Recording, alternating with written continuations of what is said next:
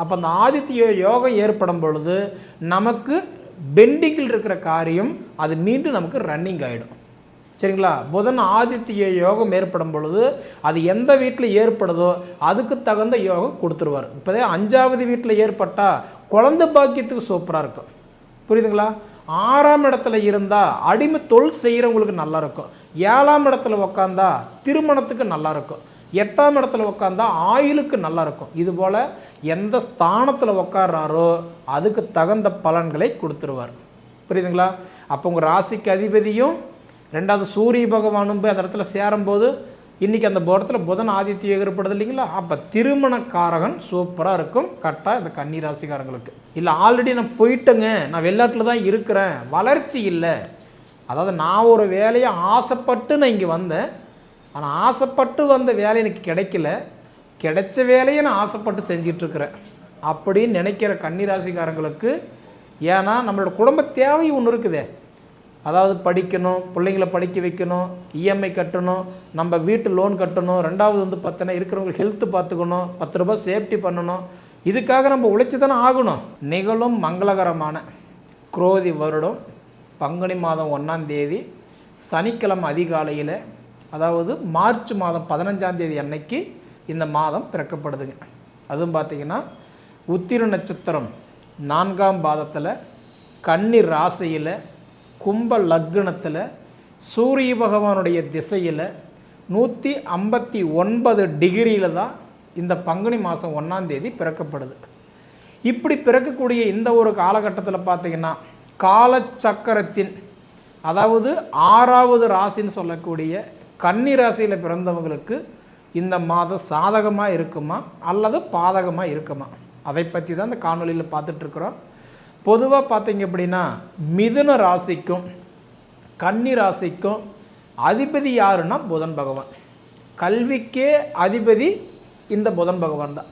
புத்திக்காரகன், ஞானக்காரகன், அறிவுக்காரகன் சொல்லக்கூடிய புதன் பகவான் தான் உங்கள் ராசிக்கு அதிபதி. அந்த புதன் பகவான் இப்போ உங்களுக்கு எத்தனாம் இடத்துல இருக்கிறாரு? உங்களுடைய ராசிக்கு 7வது பாவகத்தில் கலஸ்திரஸ்தானத்தில் இருக்கிறார். அப்போ நம்ம ஒரு வீட்டில் போய் ஒரு வாடகைக்கு வீடு எடுக்கிறோம். அப்போ இருக்கும்போது நம்மளை பற்றி நம்ம கொடுக்கக்கூடிய ஓனருக்கு தெரியுமா தெரியாதா? அந்த மாதிரி பார்த்திங்கன்னா நம்ம வீட்டுக்கு அதிபதி புதன் பகவான் கலஸ்திரஸ்தானத்தில் உட்காரும்போது மாங்கல்ய பலம் சூப்பராக இருக்கும். சரிங்களா? உங்கள் ராசிக்கு 7வது வீட்டில் போய் புதன் பகவான் நீச்சம் அடைஞ்சு உட்காந்துட்டார். அது எப்படிங்க நல்லது நடக்குன்னு சொல்கிறீங்க, நீச்சம் ஆகிட்டு எப்படிங்க நல்லது பண்ணுவார்? இது உண்மைதான். ஆனால் நீச்சம் அடைஞ்ச கிரகம் அந்த வீட்டுக்கு வேலை செய்யுமா? வேலை செய்யாது. ஆனால் பங்குனி மாதம் 2ஆம் தேதி அன்னைக்கு நீச்சம் அடைஞ்ச கிரகம் வக்ரம் அடைகிறார், அதனால நல்லது பண்ணுவார். சரிங்களா? ஏன்னா வக்ரம் அப்படின்றது மறுபடியும் பின்னோக்கி வர்றது. அப்போ பின்னாடி வரும்போது என்ன பண்ணுவார்? அந்த வக்ரம் ஓரளவுக்கு நிபர்த்தி சரியாயிடும். அப்போ நமக்கு நல்ல பலன்களை கொடுக்க ஆரம்பிச்சிருவார். அப்போ திருமண தடையாக இருக்கக்கூடிய கன்னி ராசிக்காரங்களுக்கு அருமையான ஒரு யோகத்தை கொடுத்துருக்கிறார் 100%.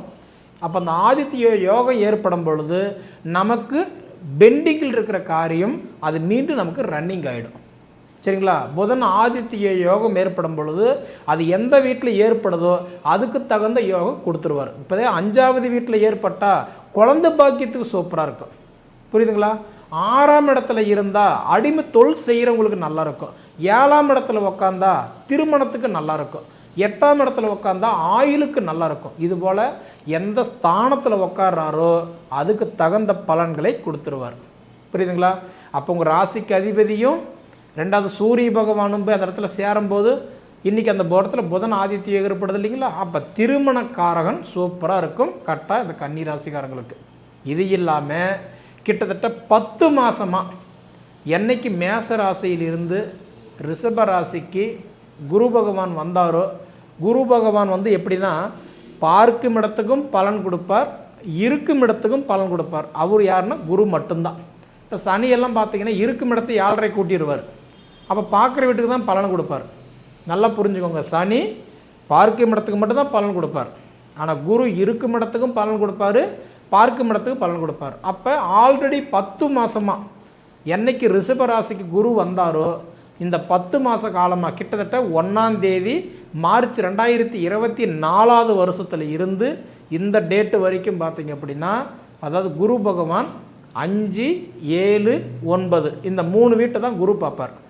அப்போ ரிஷப ராசியிலிருந்து 5வது வீடை யாரை பார்க்குறாரு? உங்கள் கன்னி ராசி பார்க்குறாரு. குரு வந்து 5வது வீட்டு பார்க்குறதுனால புத்திர செல்வங்கள் பெறுகிறதுக்கு வாய்ப்புண்டு.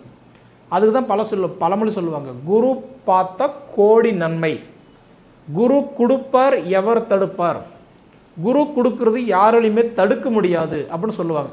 அப்போ இதிலிருந்து உங்களுக்கு என்ன தெரியுதுங்க, உங்கள் ராசிக்கு அதிபதி புதன் 7ஆம் இடத்துல உட்கார்ந்ததுனால உங்களுக்கு மாங்கல்ய பலம், மாங்கல்ய தடைகள் விலக போகுது. குரு பகவான் உங்கள் ராசியை 5வது ராசியாக பார்க்குறதுனால புத்திர செல்வங்கள் இந்த மாதம் உங்களுக்கு பெருக போகுது. கரெக்டாக பார்த்தீங்கன்னா மே மாதம் 14 தேதிக்குள்ளார கன்னி ராசிக்காரங்களுக்கு குழந்தை செல்வம் பெருக போகுது, கொடுக்க போகுது. நீங்கள் இதை அனுபவித்து பார்த்து சொல்லுங்கள், சரிங்களா? அடுத்தபடி பார்த்தீங்க அப்படின்னா சனி பெயர்ச்சி. இப்போ பங்குனி மாதம் 15ஆம் தேதி பார்த்தீங்கன்னா சனி பெயர்ச்சி ஆகிறார். இது உங்களுக்கு எல்லாத்துக்கும் கேள்விப்பட்டிருப்பீங்க. ஆனால் இந்த பங்குனி மாதம் 15ஆம் தேதி அதாவது சனி பகவான் கும்பத்திலிருந்து மீனத்துக்கு போகிறாரு. அப்போ மீனத்துக்கு போகக்கூடிய சனி பகவான் குருவுடைய பார்வனை எப்படி 5, 7, 9ன்னு சொன்னனோ அதுபோல் சனியுடைய பார்வை பார்த்தா 3, 7, 10. அப்போ மீன ராசியிலிருந்து 3ஆம் இடமா ரிஷப ராசியும் 7ஆம் இடமா கன்னி ராசி உங்கள் ராசி பார்க்குறாரு. தொழிலுக்காரகன், தொழிலுக்கு அதிபதி சனி பகவான் உங்களுக்கு 7ஆம் இடமா உங்கள் ராசி பார்க்குறாரு. நல்லா புரிஞ்சுக்கோங்க. அப்போ 7ஆம் இடமா சனி பார்க்குறதுனால அது சனி பகவானும் திருமணத்துக்கு தான் சப்போர்ட் பண்ணுறாரு. புரியுதுங்களா? அப்போ உங்களுக்கு முழுக்க திருமண தடைகள் விலக போகுது, புத்திர செல்வங்கள் பெருக போகுது. இதையும் தாண்டி பார்த்தீங்க அப்படின்னா உங்களுக்கு சனி பகவான் மீன ராசிக்கு வந்தார்னா 2.5 வருடத்துக்கு உங்கள் ராசியை பார்த்துக்கிட்டே இருப்பார். தொழிலுக்காரகன், தொழிலுக்கு அதிபதி சனி உங்களை பார்த்தாருன்னா இதில் நிறைய பேருக்கு வந்து வெளிநாடு போகிற யோகத்தை கொடுப்பார். இல்லை ஆல்ரெடி நான் போயிட்டேங்க, நான் வெளிநாட்டில் தான் இருக்கிறேன், வளர்ச்சி இல்லை, அதாவது நான் ஒரு வேலையை ஆசைப்பட்டு நான் இங்கே வந்தேன், ஆனால் ஆசைப்பட்டு வந்த வேலை எனக்கு கிடைக்கல, கிடைச்ச வேலையை நான் ஆசைப்பட்டு செஞ்சிட்ருக்கிறேன் அப்படின்னு நினைக்கிற கன்னிராசிக்காரங்களுக்கு, ஏன்னா நம்மளோட குடும்ப தேவை ஒன்று இருக்குதே, அதாவது படிக்கணும், பிள்ளைங்களை படிக்க வைக்கணும், இஎம்ஐ கட்டணும், நம்ம வீட்டு லோன் கட்டணும், 2வது வந்து பார்த்தோன்னா இருக்கிறவங்களுக்கு ஹெல்த்து பார்த்துக்கணும், 10 ரூபாய் சேஃப்டி பண்ணணும், இதுக்காக நம்ம உழைச்சி தானே ஆகணும்.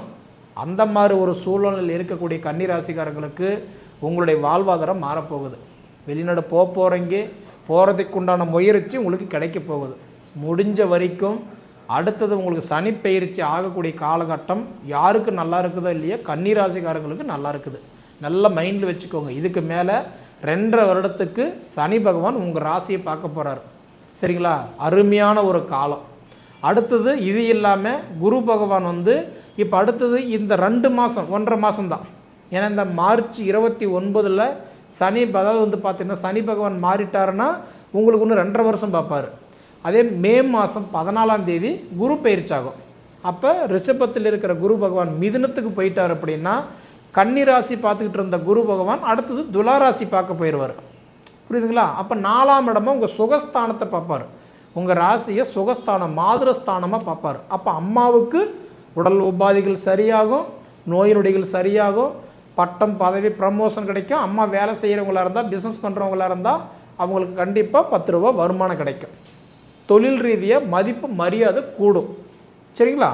இப்படி இருக்கும்போது இப்போ கிட்டத்தட்ட 1 வருஷம் 4 மாதமாக உங்களுடைய, அதாவது கன்னி ராசியில் இருக்கக்கூடிய கேது பகவான் இருக்கிறார் பார்த்தீங்களா, சுத்தமாகவே சரியில்லை. ஏன்னா ராகு கேதுன்றவர் வந்து யாருன்னா பாம்பு. அப்போ நல்லா புரிஞ்சுக்கணும், குரு கொடுக்குறாரு, ஆனால் கேது கூடவே இருந்து கெடுக்கிறாரு.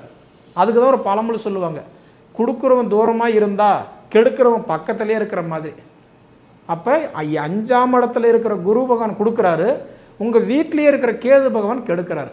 அப்போ இந்த ராகு கேது பயிற்சி உங்களுக்கு சூப்பராக இருக்க போகுது. ஏன்னா உங்கள் ஜென்மத்திலிருந்து வெளியில் போகிறாரு.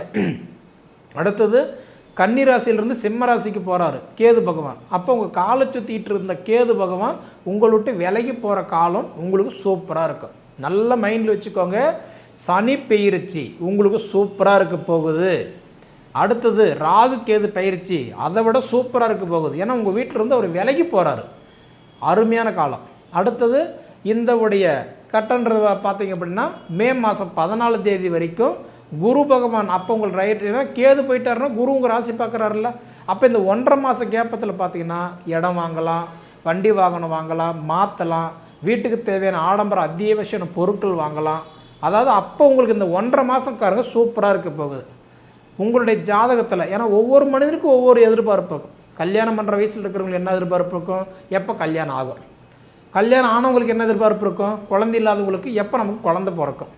அது தாண்டி இருக்கிறவங்களுக்கு சொந்த மண்மனை இல்லாதவங்களுக்கு என்ன நினைப்பாங்க, எப்போ நம்ம சொந்தமாக வீடு வாசல் கட்டுவோம் வாங்குவோம், அந்த எதிர்பார்ப்பு இருக்கும். அடுத்தது நல்ல வேலை இல்லாமல் இருக்கிறவங்களுக்கு என்ன எதிர்பார்ப்போம், நல்ல வேலை வாய்ப்பு எப்போ கிடைக்கும். இல்லை அதுக்கு அடுத்த வயசில் இருக்கிற என்ன எதிர்பார்ப்போம், நம்ம கடன் பிரச்சனை எப்போ தீரும். இதுபோல் ஒவ்வொரு மனிதருக்கும் ஒவ்வொரு எதிர்பார்ப்பு உண்டு இல்லைங்களா. அப்போ நீங்கள் எந்தெந்த கேட்டகரியில் இருக்கிறீங்க அதுக்கு தகுந்த பலன்களை கொடுப்பார். நல்ல மைண்டில் வச்சுக்கோங்க. சனி பெயர்ச்சி உங்கள் ராசி 7ஆம் இடமா பார்க்க போகிறாரு. கிட்டத்தட்ட இந்த பங்குனி மாதம் 15 தேதி வரைக்கும் தான் உங்களுக்கு கொஞ்சம் கஷ்டம். பங்குனி 15க்கு மேலே பாருங்கள், இன்னும் 2.5 வருஷத்துக்கு சனி பார்வை உங்களுக்கு சூப்பராக இருக்க போகுது. அடுத்தது குரு ஒரு 1.5 மாதத்துக்கு பார்க்குறாரு, சூப்பராக இருக்க போகுது. அடுத்தது பாருங்கள், இந்த கேது உங்கள்கிட்ட விலைக்கு போகிறாரு, இது உங்கள் ராசிக்கு சூப்பராக இருக்குது. இது இல்லாமல் உங்களோட ராசிக்கு பார்த்தீங்கன்னா 7ஆவது வீட்டில் அதாவது 4 கிரகங்கள் இருக்குது. என்னென்ன கிரகம், ராகு கேது, ராகு அடுத்தது சுக்கிரன் புதன் சூரியன். இந்த 4 கிரகத்தோட சனியும் போய் சேரும் பொழுது கண்டிப்பாக உங்களுக்கு நல்லா இருக்க போகுது. அப்போ உங்களுடைய தேவைகளை உங்களுக்கு நடக்க போகுது சரிங்களா. அப்போ நம்ம என்ன பார்க்குது, உடல் உபாதிகள் சரியானா போதும், கடன் பிரச்சனைலேருந்து வெளியில் வந்தால் போதும், எனக்கு நல்ல ஜாப்பு கிடைச்சா போதும், என் படித்த படிப்புக்கு உண்டான வேலை கிடைச்சா போதும். இந்த எதிர்பார்ப்பு இருக்கக்கூடிய கன்னி ராசிக்காரங்களுக்கு கண்டிப்பாக மன உளைச்சல் நிறைய உங்களுக்கு வந்தது என்னமோ உண்மைதான். 1 வருஷம் 4 மாதமாக இந்த கேது வந்து உட்காந்த நேரம் தான் சரியில்லை. போனார்னா நல்லா இருக்கும், பயப்பட வேண்டாம் சரிங்களா. சரி நேயர்களே, உங்கள் பொன்னான நேரத்தை ஒதுக்கி எவ்வளவு நேரம் என்னோட காணொலியை நீங்கள் முழுமையாக பார்த்ததுக்கு மனசார மனசில் இருந்து கேட்டுக்கிறேனுங்க. நன்றி.